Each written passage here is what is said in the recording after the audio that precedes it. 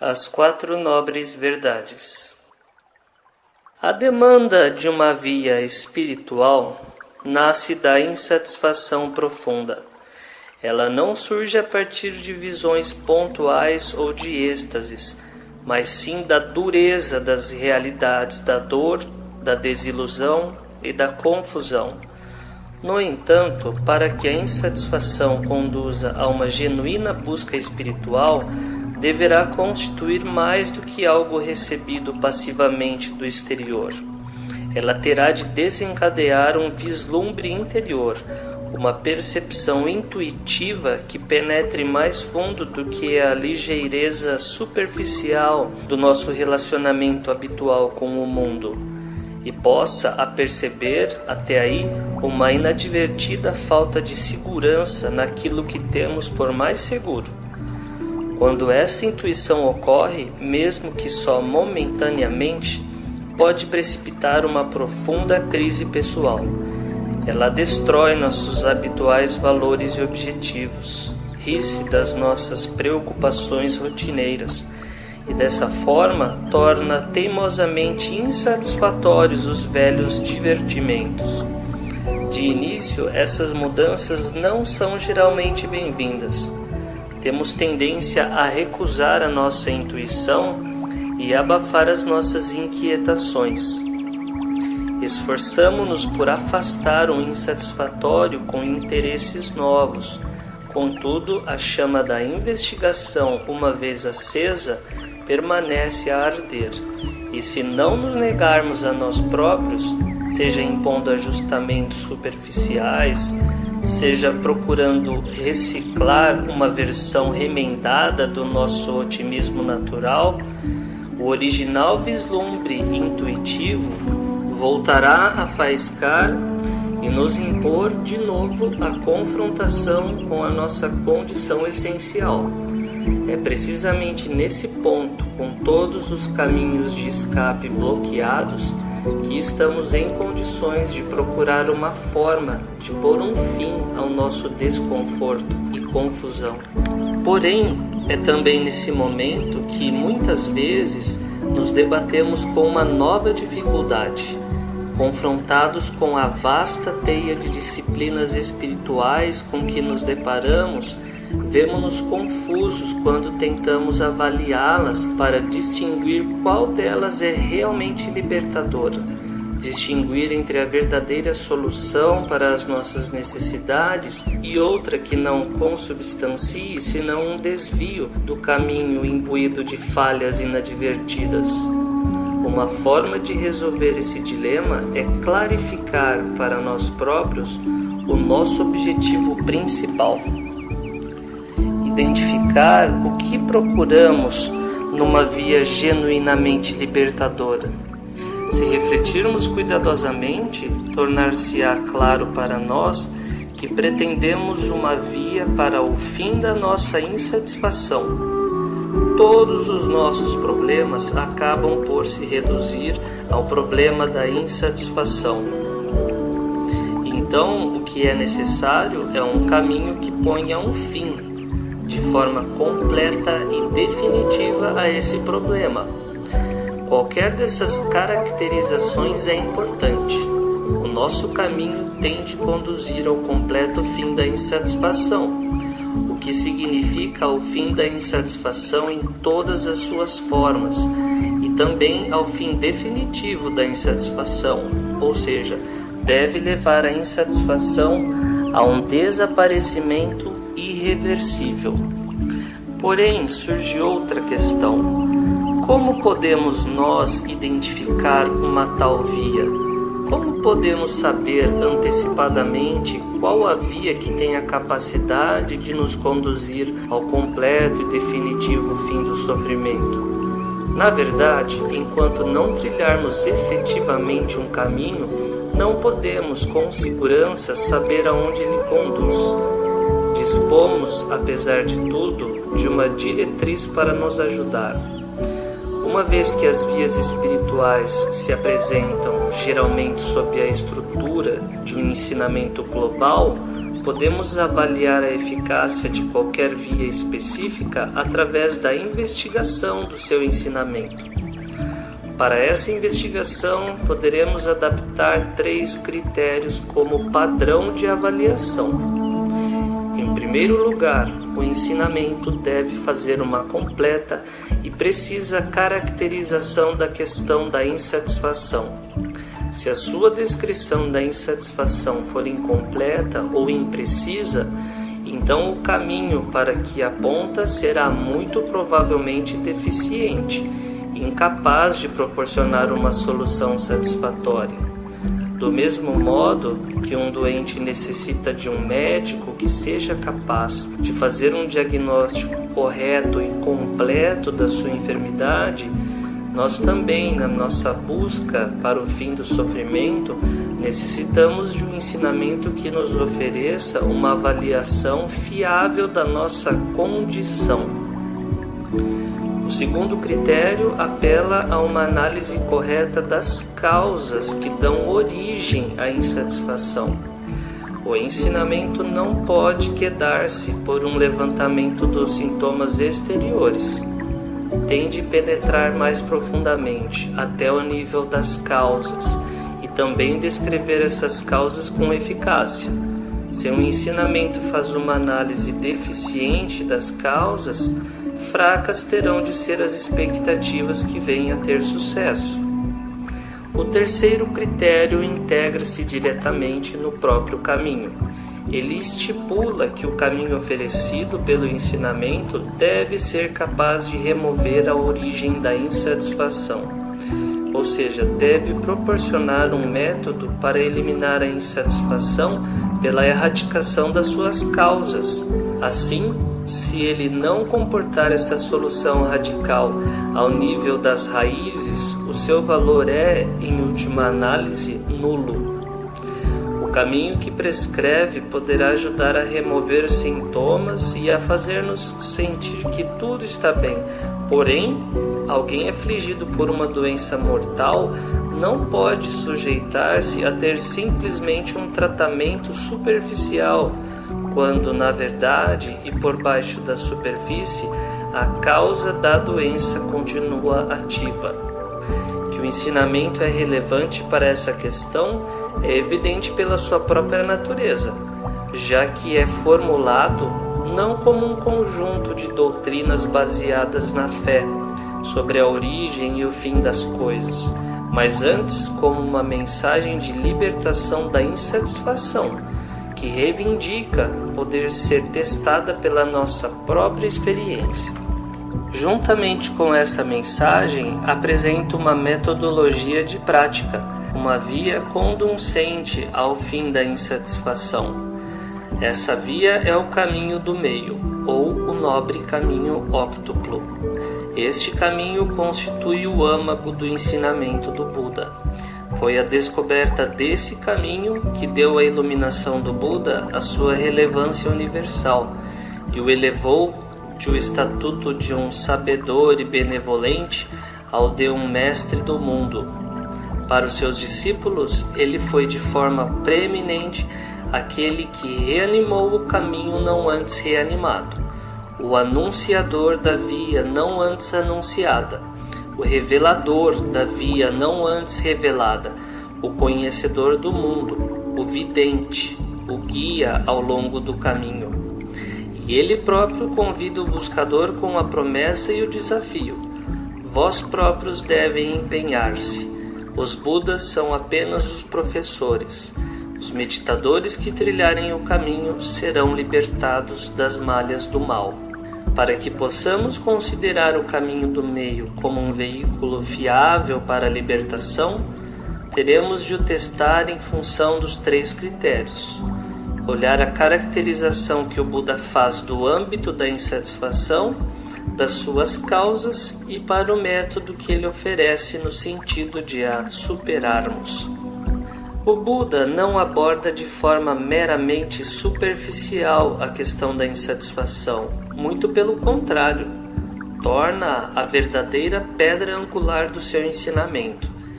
Ela inicia as 4 nobres verdades, as quais resumem toda a sua mensagem, com a afirmação de que a vida está inseparavelmente ligada a algo que se chama dukkha. Esta palavra da língua Pali é frequentemente traduzida como sofrimento. Contudo, ela significa algo bem mais abrangente do que dor, miséria, desgraça. Na verdade, conota uma insatisfação inerente que percorre as nossas vidas, as vidas de todos, exceto dos iluminados. Dukkha também pode ser traduzida como imperfeição. Por vezes, a insatisfação emerge ao nível da consciência como tristeza, aflição, frustração ou desespero, mas habitualmente ela paira na orla das nossas percepções como uma impressão distinta de que as coisas nunca são absolutamente perfeitas, nunca estão completamente adequadas às nossas expectativas de como deveriam ser. O fato de dukkha ser uma realidade, diz o Buda, é a única verdadeira questão espiritual.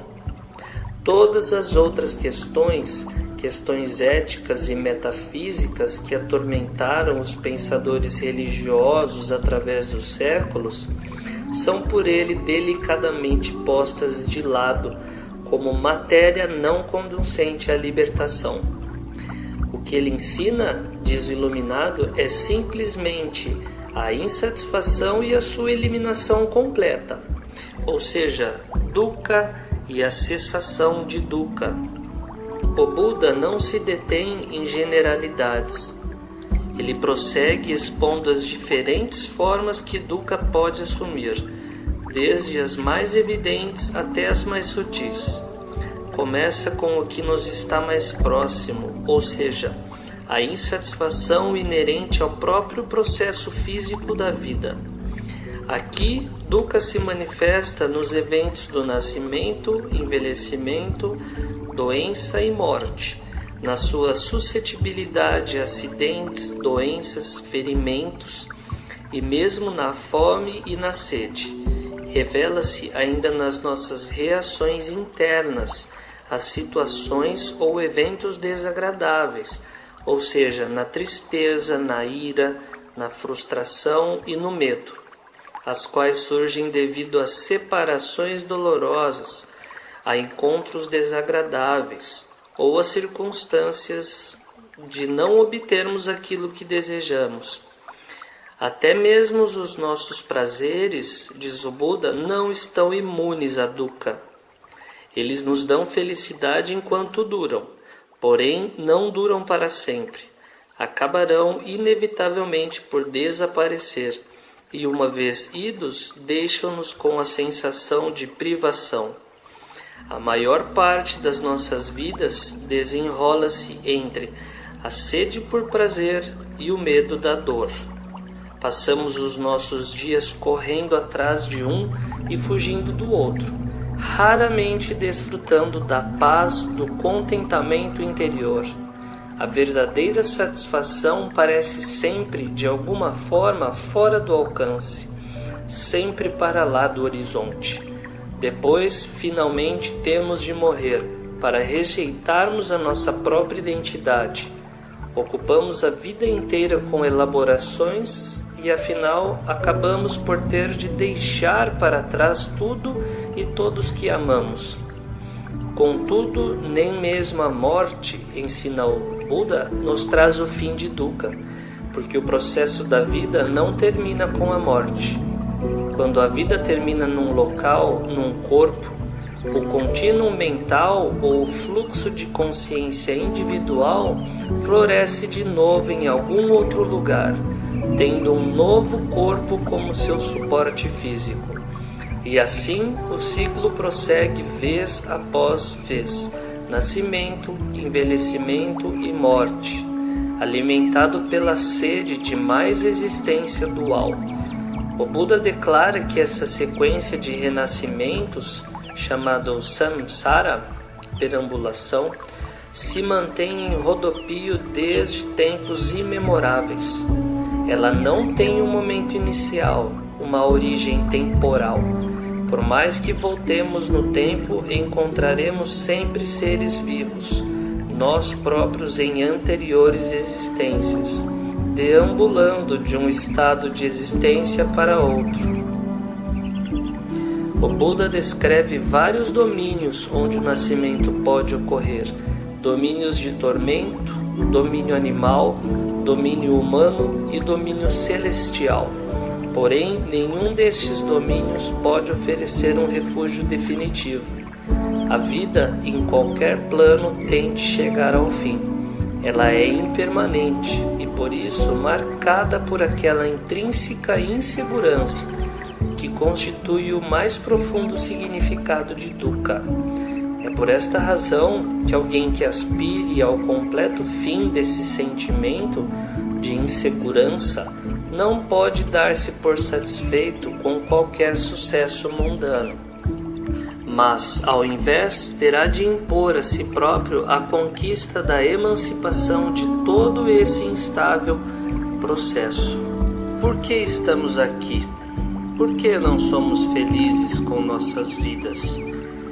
Qual é a causa da nossa insatisfação?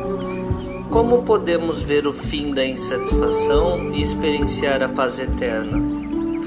O ensinamento do Buda é baseado nas 4 nobres verdades. Compreender essas verdades é compreender e penetrar a verdadeira natureza da existência, incluindo o total conhecimento de si mesmo.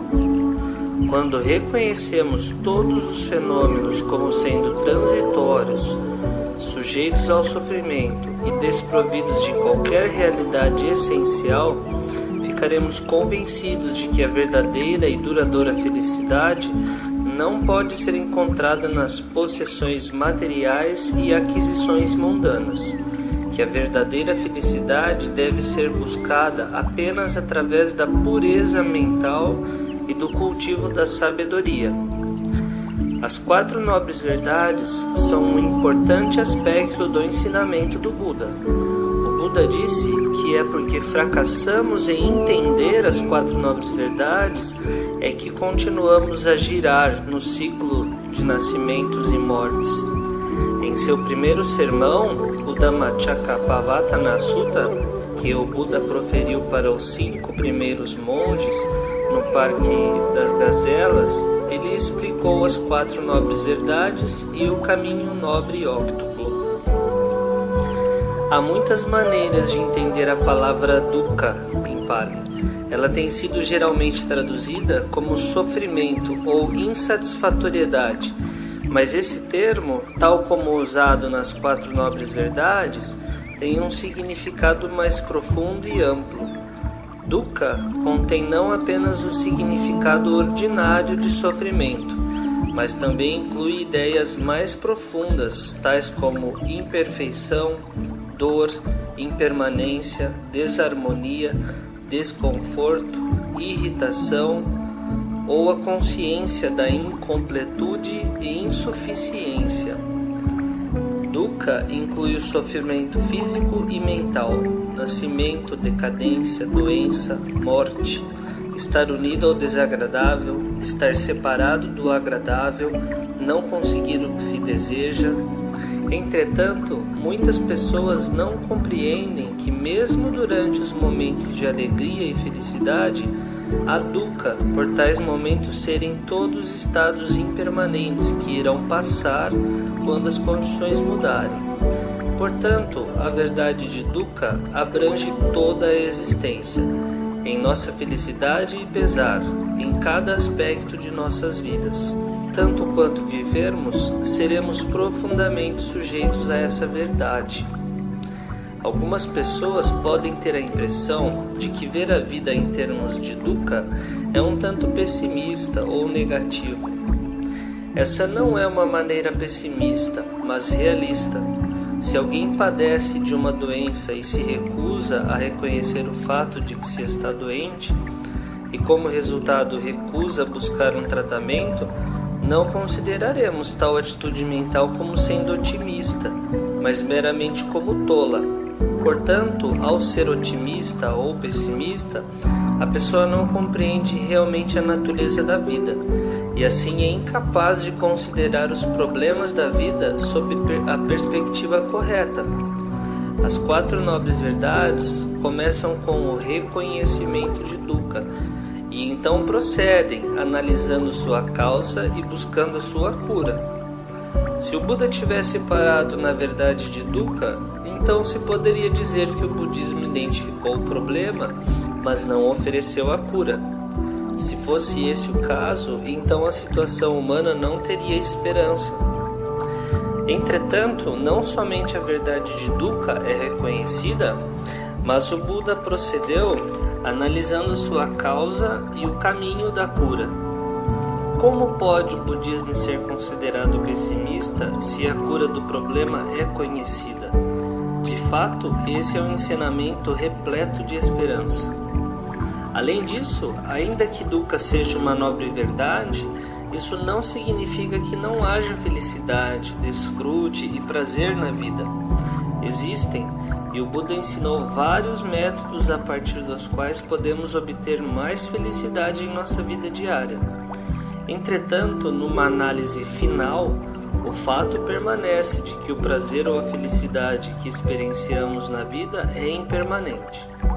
Podemos desfrutar de uma situação feliz, da boa companhia de alguém que amamos ou desfrutar da juventude e da saúde. Cedo ou tarde, quando esses estados sofrerem uma mudança, experienciaremos sofrimento. Dessa forma, ainda que haja todas as razões para nos sentirmos alegres quando experienciamos felicidade, não devemos nos agarrar a tais estados felizes ou nos desviarmos e nos esquecermos de continuar nosso esforço no caminho da completa libertação. Se desejarmos nos curar do sofrimento, precisaremos primeiramente identificar sua causa. De acordo com o Buda, o desejo é a causa do sofrimento. Essa é a segunda nobre verdade. Pessoas anseiam por experiências agradáveis, anseiam por coisas materiais, anseiam pela vida eterna e, quando desapontadas, anseiam pela morte eterna. Não estão apenas apegadas aos prazeres sensuais, riquezas e poder, mas também a ideias, visões, opiniões, conceitos e crenças. E o apego está conectado com a ignorância, ou seja, não ver as coisas como realmente são, ou fracassar em entender a realidade da experiência e da vida. Sob essa ilusão do eu e não compreendendo o não eu, uma pessoa se apega a coisas que são impermanentes, mutáveis e perecíveis. O fracasso em satisfazer os próprios desejos através dessas coisas causa desapontamento e sofrimento. Imagine por um momento que você está num trem que se dirige em velocidade máxima diretamente contra uma montanha. Enquanto viaja no trem, você não tem certeza de quando o impacto ocorrerá. Você pode imaginar o estresse de ter conhecimento disso? Mesmo que você se sente no vagão restaurante para uma refeição agradável e saborosa, isso provocará prazer e sofrimento ao mesmo tempo. A refeição pode ser saborosa, mas num contexto maior significa sofrimento para você e para todos ao seu redor. Mesmo que você receba a notícia de que ganhou uma grande fortuna, qual será a vantagem se você não puder descer desse trem condenado? Compreendendo a situação, aquilo que você consideraria mais importante que tudo o demais seria um modo de cair fora do trem. Agora considere seus pensamentos sobre as demais pessoas no trem, que ou bloquearam ou ignoram o fato de que o trem está em rota de colisão. Mesmo que você diga ou prove isso a elas, é possível que elas não queiram refletir sobre o assunto. Do ponto de vista delas, é difícil entender sua inabilidade para desfrutar sua refeição e sua riqueza. Você pode parecer um pessimista aos olhos delas. Dependendo da exatidão de sua previsão sobre a colisão do trem, pode ser que você, na verdade, seja muito realista. O impacto do trem é a morte. A morte vem para todos que conhecemos. Não devemos imaginar que ela passará por nós. O próprio trem representa apenas uma de nossas existências em um número incontável de vidas. Qual a probabilidade de que você morrerá? Qual a probabilidade de que alguém que você conhece morrerá? Tomemos isso como uma certeza. Assim é a perspectiva do Buda, a de que passamos vida após vida desfrutando nossos pequenos prazeres, mas experimentando a morte no final das contas, e começando assim uma outra vida com o mesmo dilema. A solução, o conceito de cair fora do trem, é a realização da iluminação, o mais elevado de todos os valores. A iluminação é obtida purificando-se a mente do desejo e da ignorância. Pesar, sofrimento, é uma situação inevitável da vida mundana. Apenas os homens mais avançados em sabedoria podem superar essa situação de vida. Pesar ou sofrimento foi descrito pelo Buda como uma verdade universal. Nascimento é sofrimento, envelhecimento e enfermidade, morte é sofrimento. A separação daquilo que é prazeroso, a união com o que é desprazeroso, não obter o que se deseja é sofrimento. Em resumo, os 5 agregados influenciados pelo apego são sofrimento. O Buda não nega a felicidade na vida ao dizer que há sofrimento. Muito pelo contrário, ele admite diferentes formas de felicidade, tanto material quanto espiritual, tanto para os leigos como para os monges. Nos ensinamentos do Buda, há uma lista de felicidades, como a felicidade da vida em família e a felicidade da vida de um recluso, a felicidade dos prazeres sensuais e a felicidade da renúncia, a felicidade do apego e a felicidade do desapego, a felicidade física e a felicidade mental. Mas todos esses são considerados como sofrimento. Mesmo os mais puros estados espirituais de êxtase, realizados pela prática de meditação mais profunda, são considerados como sofrimento. O conceito de sofrimento pode ser visto a partir de 3 aspectos: sofrimento devido à dor, dukkha dukkata; sofrimento devido à mudança, viparinama dukkata; e sofrimento inerente às formações condicionadas, sankhara dukkata. Todos os tipos de sofrimento na vida, como nascimento, velhice, doença, morte, associação com pessoas e situações desagradáveis, não conseguir o que se deseja, tristeza, estresse, todas essas formas de sofrimento físico e mental, que são universalmente aceitos como sofrimento ou dor, são incluídos no aspecto de sofrimento devido à dor, dukkha dukkata. Uma sensação prazerosa, uma situação feliz na vida não é permanente, não é eterna, ela muda, mais cedo ou mais tarde, e quando isso acontece, produz dor, sofrimento e infelicidade. Essa vicissitude, essa instabilidade está incluída no aspecto de sofrimento devido à mudança, viparinama dukkata. É fácil entender as 2 formas de sofrimento mencionadas acima, ninguém vai contestá-las. Este aspecto da primeira nobre verdade é mais popularmente conhecido porque é fácil de entender. É uma experiência comum em nossas vidas cotidianas. Mas o terceiro tipo de sofrimento, inerente às formações, é o mais importante aspecto filosófico da primeira nobre verdade. E ele exige uma certa explicação analítica do que consideramos como um ser, como um indivíduo, uma pessoa, como um eu.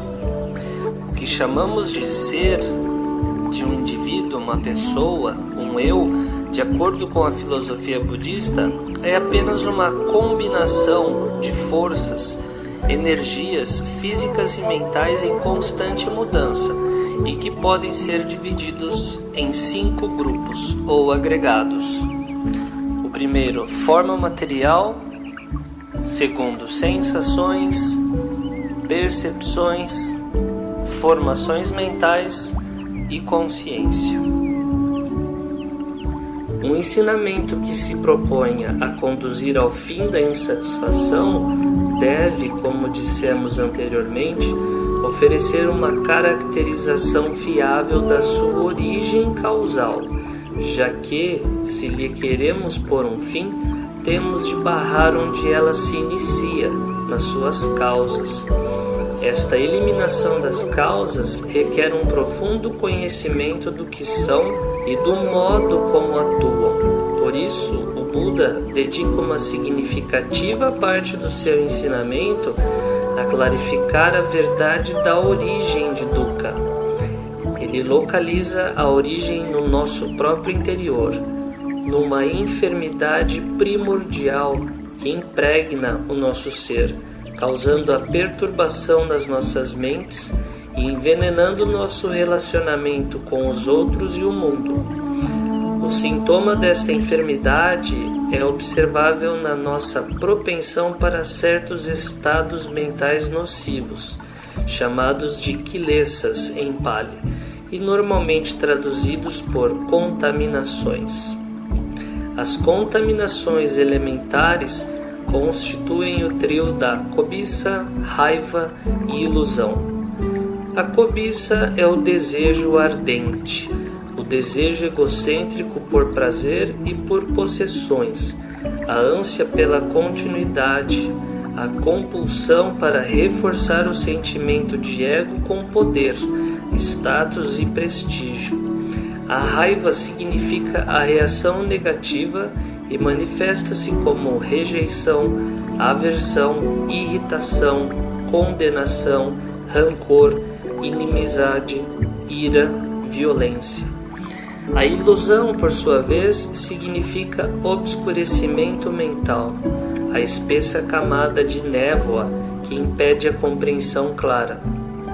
Além dessas 3 raízes, há várias outras contaminações, como vaidade, ciúme, ambição, arrogância e tantas outras. E de todas essas negatividades em seu conjunto irrompe dukkha, que se manifesta sob diversas formas, como dor e lamentação, medo e desgosto, perambulação através dos ciclos de nascimentos e mortes. Portanto, para conquistar a libertação da insatisfação e do sofrimento, é necessário eliminar as impurezas. Contudo, o trabalho da sua remoção tem de ser conduzido de forma metódica.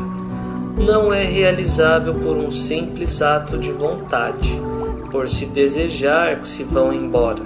Esse trabalho tem de ser conduzido através da investigação. É necessário descortinar a origem das contaminações, impurezas, e então ver de que forma está ao nosso alcance a remoção do seu suporte. O Buda ensina que há uma impureza que dá origem a todas as outras, uma raiz única que sustenta todas as outras. Esta raiz, diz o Buda, é a ignorância, avidya em Pali. A ignorância não é a mera ausência de conhecimento ou desconhecimento de partes determinadas da informação. A ignorância pode coexistir com uma vasta acumulação de conhecimento organizado e, ao seu modo, altamente especializado e fundamentado. Como raiz básica de dukkha, a ignorância é a cegueira original que envolve a mente. Por vezes, a ignorância atua de modo passivo, simplesmente turvando a compreensão lúcida. Outras vezes, assume um papel ativo, tornando-se a grande desencaminhadora ao gerar uma série de percepções e concepções distorcidas. as quais a mente vê como atributos do mundo pelo fato de não estar consciente de que afinal são suas próprias criações. É nessas percepções e visões errôneas que se situa o terreno que alimenta as impurezas. A mente vislumbra uma possibilidade de prazer, aceita-a sem questionar, e o resultado é o desejo obstinado. Ou a nossa fome por gratificação é frustrada, surgem obstáculos e irrompe a ira, aversão. Ou agrilhoamo-nos em ambiguidades, as nuvens da nossa visão, e afundamo-nos na ilusão. E deste modo descobrimos o berço de Dukkha, a ignorância dando origem à insatisfação. E enquanto essa base causal se mantiver, não estaremos livres dos perigos da insatisfação, do sofrimento, da imperfeição. Podemos continuar a sentir prazer e divertimento, prazeres sensoriais, prazeres sociais, prazeres da mente e do coração, mas independentemente da quantidade de prazer que possamos experimentar, independentemente de quão bem-sucedidos sejamos a ludibriar a sensação de insatisfação, o problema básico se mantém no âmago do nosso ser e continuaremos a mover-nos no seio do âmbito de Dukkha. Agora, bhikkhus, esta é a nobre verdade da origem do sofrimento. É esse desejo que conduz a uma renovada existência, acompanhado pela cobiça e pelo prazer, buscando prazer aqui e ali, isto é, o desejo pelos prazeres sensuais, o desejo por ser existir, o desejo por não ser existir. Se esse desejo pegajoso e grosseiro o submete no mundo, suas tristezas irão crescer como o capim após a chuva. Se no mundo você submete esse desejo pegajoso que é difícil de escapar, as tristezas se esvairão como gotas de água de um lótus. Tal como uma árvore, embora cortada, brota outra vez se as raízes permanecerem intactas e firmes, da mesma forma, até que o desejo seja desenraizado, o sofrimento irá brotar repetidas vezes. Bhikkhus, paixão e cobiça pelo desejo por formas é uma corrupção da mente. Paixão e cobiça pelo desejo por sons, aromas, sabores tangíveis, por objetos mentais é uma corrupção da mente.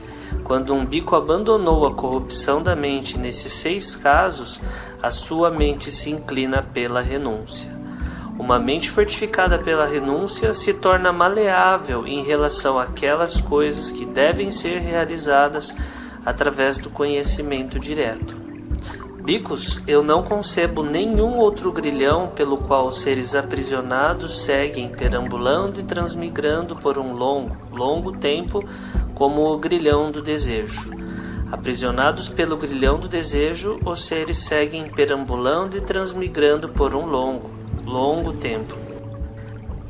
Sempre que alguém percepcione um objeto visual, som, odor, sabor, impressão corporal ou um objeto mental, se o objeto for agradável, sentirá atração.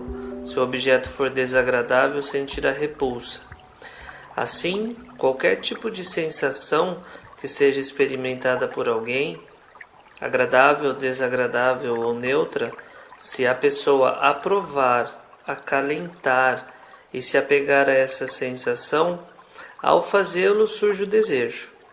Mas o desejo por sensações é o apego, e é do apego que depende o presente processo de retorno, que depende o futuro nascimento, a decadência, a morte, a tristeza, lamentação, dor, angústia e desespero. É dessa forma que surge essa massa de sofrimento. A fórmula da origem independente, da qual só algumas das 12 correspondências foram mencionadas na passagem anterior, pode ser entendida como uma explicação minuciosa da segunda nobre verdade. Nem no ar, nem no meio do oceano, nem escondido nas florestas, Em sítio algum se encontra um lugar na terra onde o homem esteja livre dos resultados de suas más ações. É a volição chetana que chamo de karma. Por se ter desejado, age-se com o corpo, fala e a mente. Todos os seres são os responsáveis pelas suas ações, herdeiros das suas ações. As suas ações são o útero de onde brotam. Eles aprisionam-se com as suas ações. As suas ações são o seu refúgio.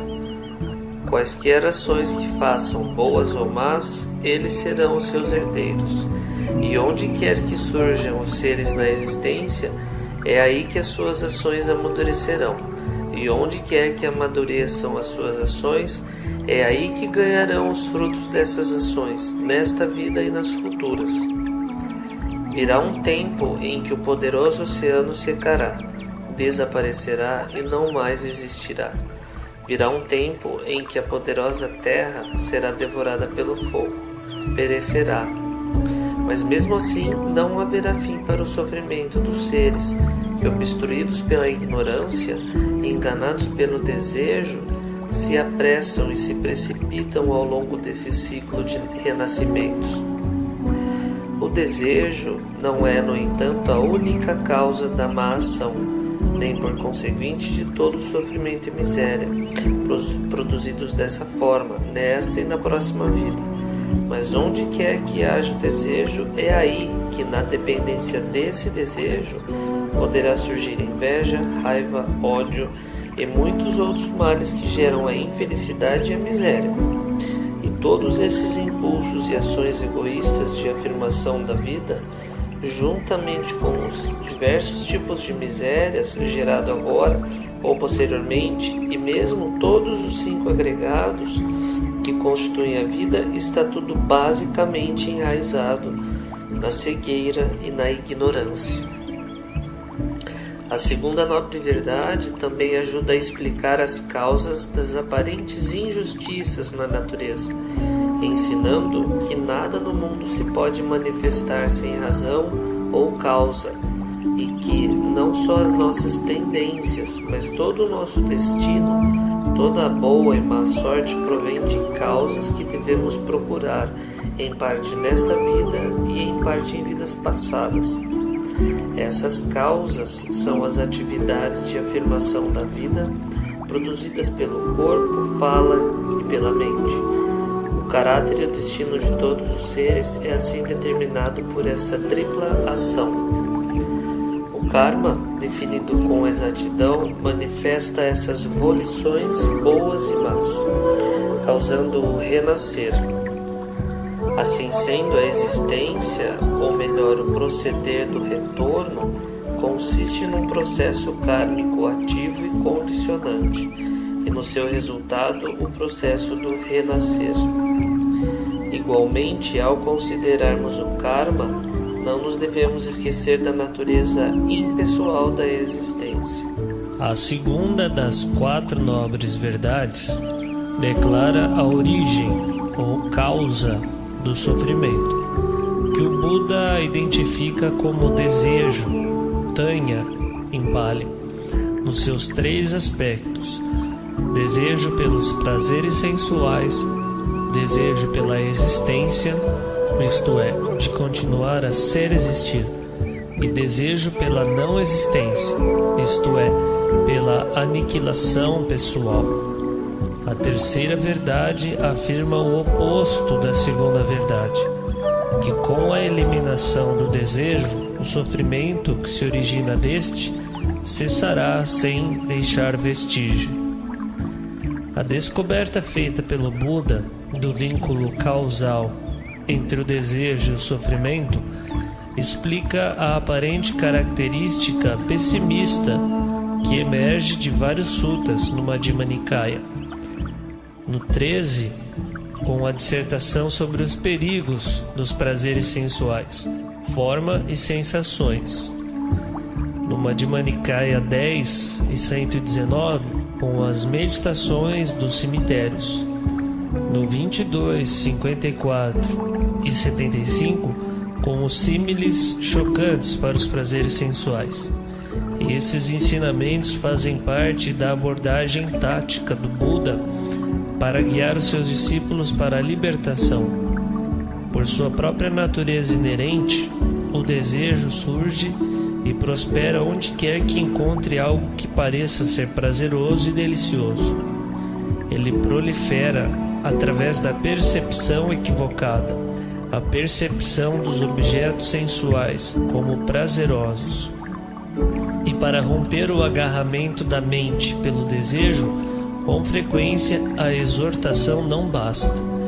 O Buda precisa fazer com que as pessoas vejam que as coisas que elas anseiam e perseguem com sofreguidão são na realidade sofrimento. E ele faz isso expondo os perigos escondidos por trás do seu exterior doce e atraente.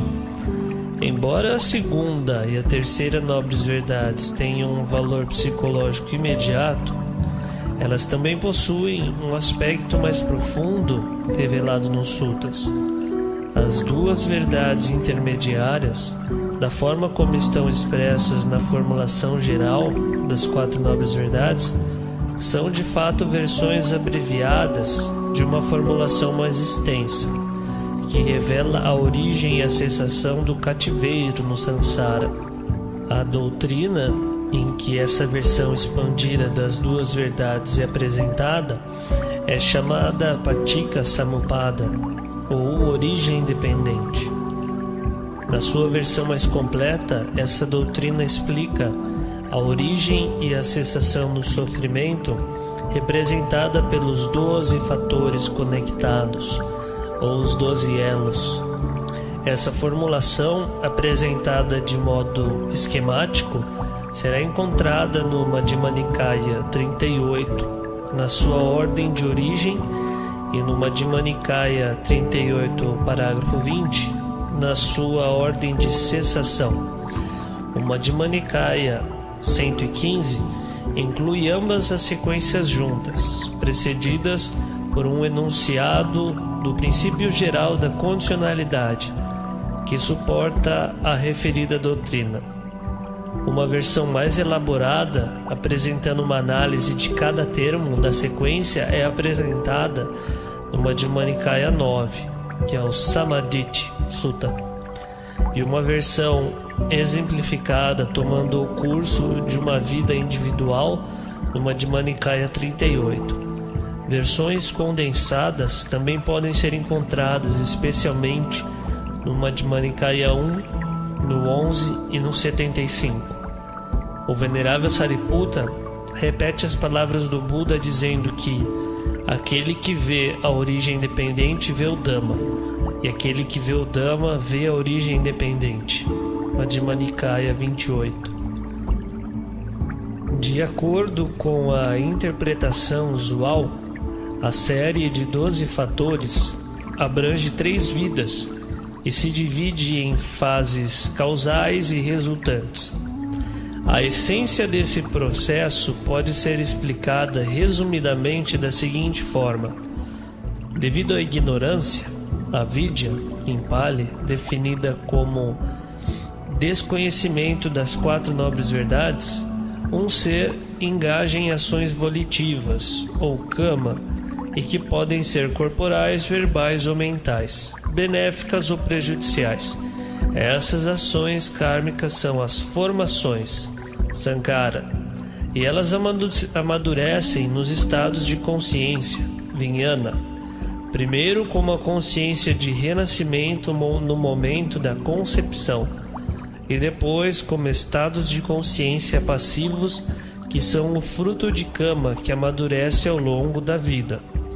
Junto com a consciência surge a mentalidade e materialidade, Nama-rupa, o organismo psicofísico que é equipado com a base sextupla, Salayatana, as 5 faculdades dos sentidos e a mente como a faculdade das funções cognitivas mais elevadas. Através das faculdades dos sentidos ocorre o contato, phasa, entre a consciência e os seus objetos. E o contato condiciona as sensações, Vedana. Os elos da consciência até as sensações são o produto do Kama passado, da fase causal representada pela ignorância e formações. Com o elo seguinte tem início a fase karmicamente ativa da vida presente, com capacidade de produzir uma nova existência no futuro. Condicionado pela sensação, surge o desejo, Tanya, sendo esta a segunda nobre verdade. Quando o desejo se intensifica, ele dá origem ao apego, Upadana, através do qual o ser novamente se engaja em ações volitivas férteis com o ser existir, Bhava. A nova existência começa com o nascimento, que inevitavelmente conduz ao envelhecimento e morte. O ensinamento da origem dependente também mostra como o ciclo de existências pode ser quebrado. Com o surgimento do verdadeiro conhecimento, a completa penetração das 4 nobres verdades, a ignorância é erradicada. Como consequência, a mente não mais se entrega ao desejo e ao apego. As ações perdem o seu potencial de gerar o renascimento, e assim, desprovido do seu combustível, o ciclo chega ao fim.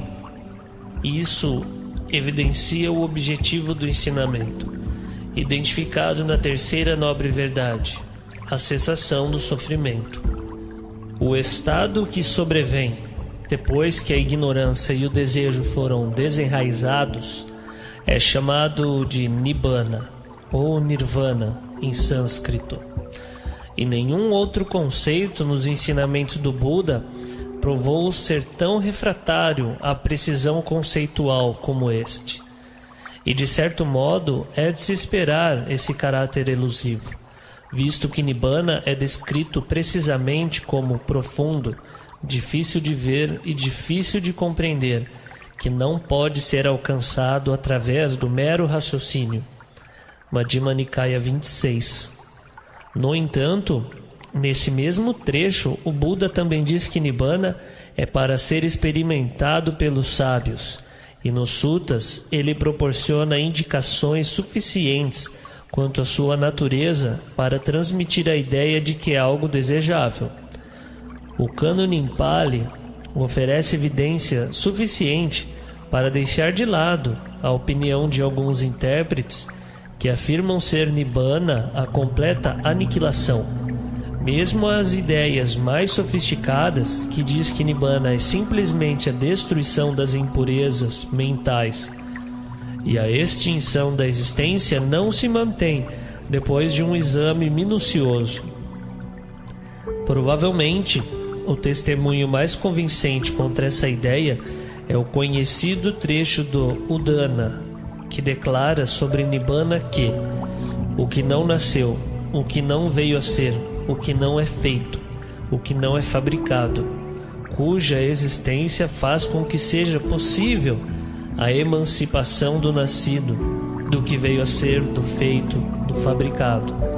Udana 8. O Madhyama Nikaya caracteriza Nibbana de modo semelhante. É o que não nasce, não envelhece, não está sujeito à enfermidade, ou imortal, não está sujeito à tristeza, não está sujeito às impurezas, a suprema segurança contra o cativeiro, que o Buda alcançou na noite da sua iluminação. Madhyama Nikaya 26, parágrafo 18. A sua realidade preeminente é afirmada pelo Buda quando ele define Nibbana como o supremo fundamento da verdade, cuja natureza não é enganosa e que se classifica como a verdade nobre suprema. Madhyama Nikaya 140, parágrafo 26. Nibbana não pode ser percebido por aqueles que estão imersos na cobiça e na raiva, mas pode ser experimentado com o surgimento da visão espiritual, e através da fixação da mente nisso em estado meditativo profundo, o discípulo poderá alcançar a destruição das impurezas. Madhyama Nikaya 26, 75 e 64. O Buda não dedica muitas palavras à definição filosófica de Nibbana. Uma das razões é que, por ser Nibbana incondicionado, transcendente e supra-humano, não se adapta com facilidade às definições baseadas em conceitos que inevitavelmente estão presos ao condicionado, manifesto e mundano.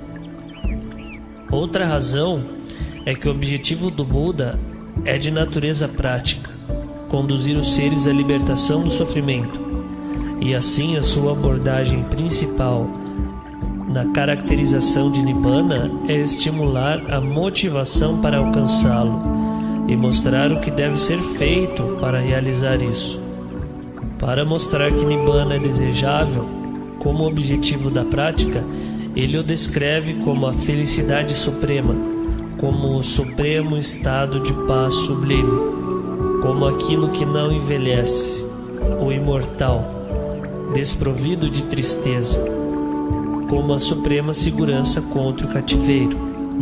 Para mostrar o que deve ser feito para alcançar Nibbana, para indicar que o objetivo implica uma tarefa específica, ele o descreve como o cessar de todas as formações, o abandono de todos os apegos, o fim do desejo, desapego, cessação. Acima de tudo, Nibbana é a cessação do sofrimento. Nibbana é a denominação para a libertação transcendente e singularmente indescritível, que é o objetivo final dos ensinamentos do Buda, definido em função do que é.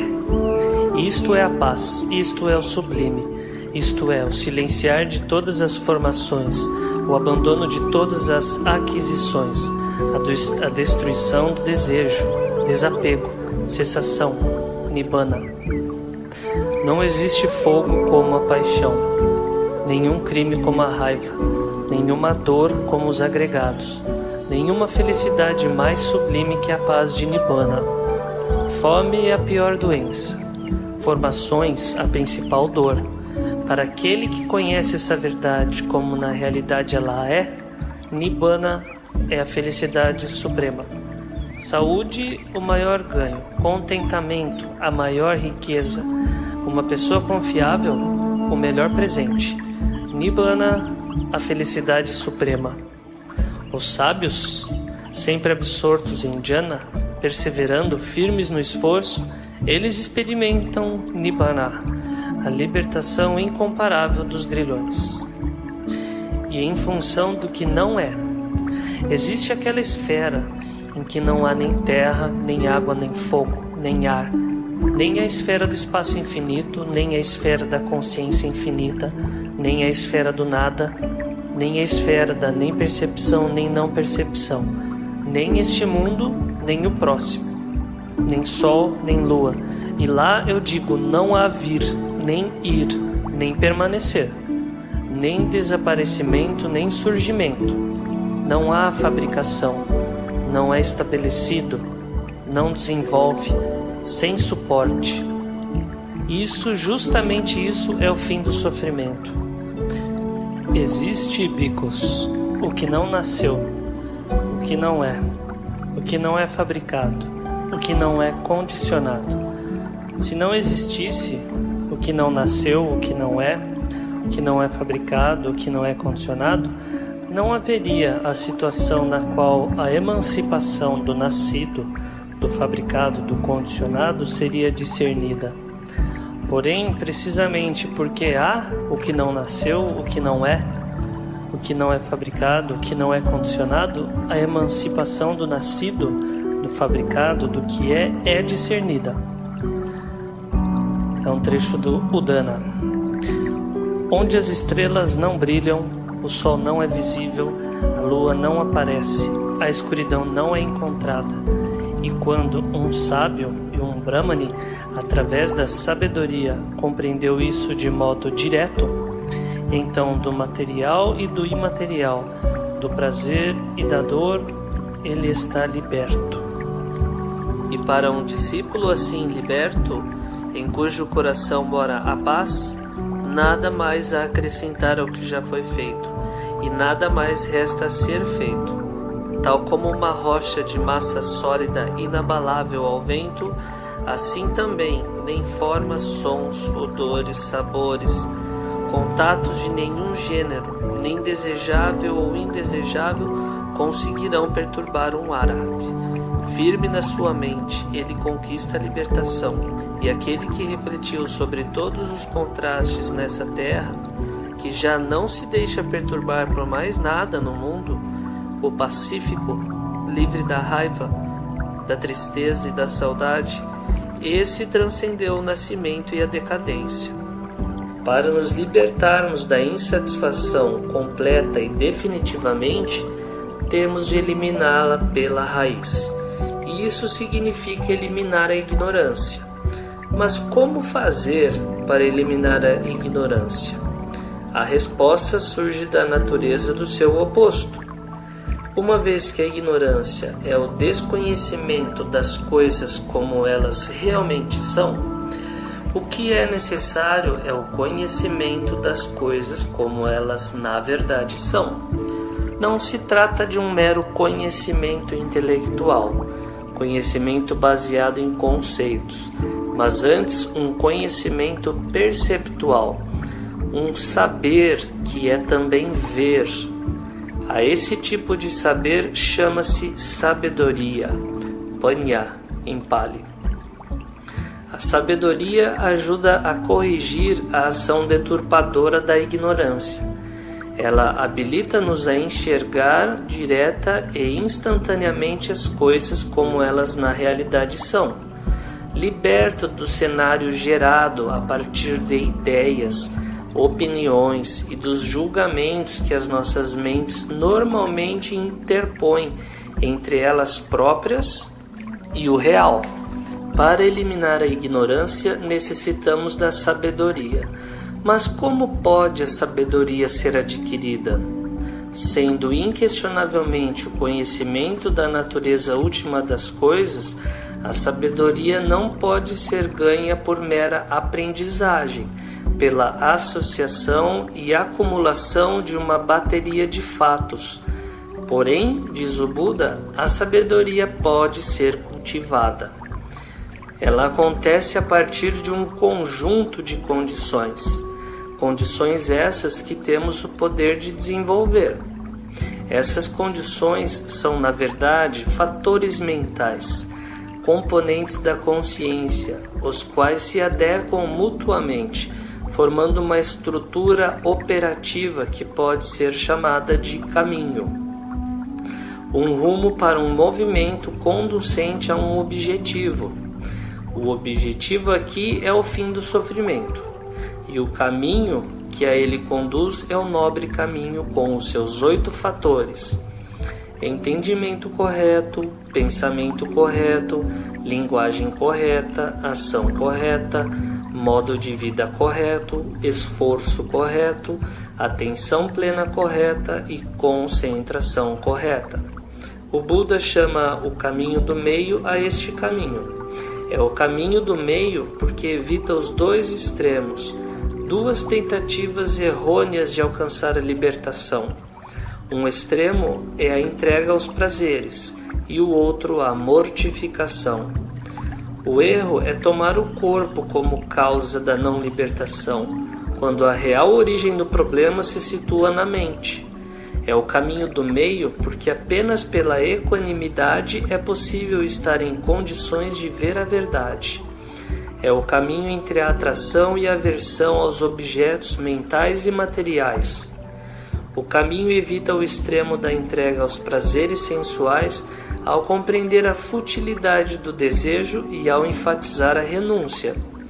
O desejo, longe de ser berço para a felicidade, é antes verdadeiro e frequentemente insuspeitado berço para o sofrimento que se torna necessário eliminar como requisito da libertação. Por outro lado, a verdadeira renúncia não tem nada a ver com a tortura do corpo. Consiste do treino mental, e por isso o corpo tende a estar em boa forma para poder ser um vigoroso suporte para o trabalho interior. É este o caminho do meio. o caminho sublime que faz florescer a visão, o entendimento, que conduz à paz, ao conhecimento, à iluminação, a Nibbana. A expressão figurativa caminho ou via tem sido por vezes mal compreendida, como se os fatores singulares desse caminho tivessem de ser praticados pela ordem referida, um após o outro.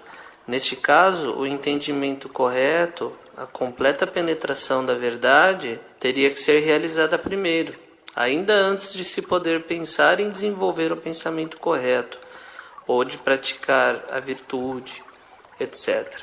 Mas na realidade, os 3 fatores que constituem a seção da moralidade, sila, que seria linguagem correta, ação correta e modo de vida correto, têm de ser aperfeiçoados primeiro.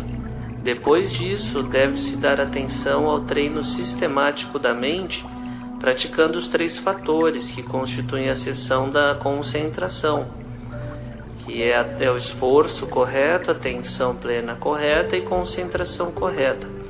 Só então, depois dessa preparação, é que a mente e o caráter do ser humano permitirão alcançar a perfeição nos 2 primeiros fatores, que constituem a seção da sabedoria, entendimento correto e pensamento correto.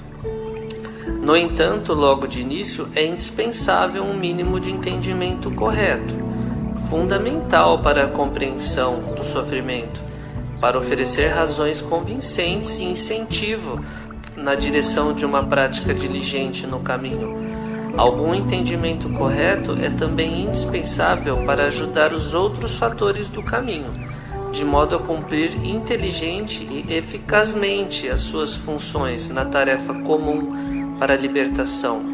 Por essa razão, e para enfatizar a importância desse fator, foi dado ao entendimento correto o primeiro lugar no nobre caminho óctuplo. Esse entendimento inicial do Dhamma, no entanto, tem de ser desenvolvido gradualmente com a ajuda dos outros fatores do caminho, até se atingir finalmente aquela elevada lucidez introspectiva ou uma visão correta, vipassana, que é a condição imediata para entrar nos 4 caminhos supramundanos e alcançar Nibbana. O entendimento correto é assim o princípio, o meio e o culminar do nobre caminho óctuplo.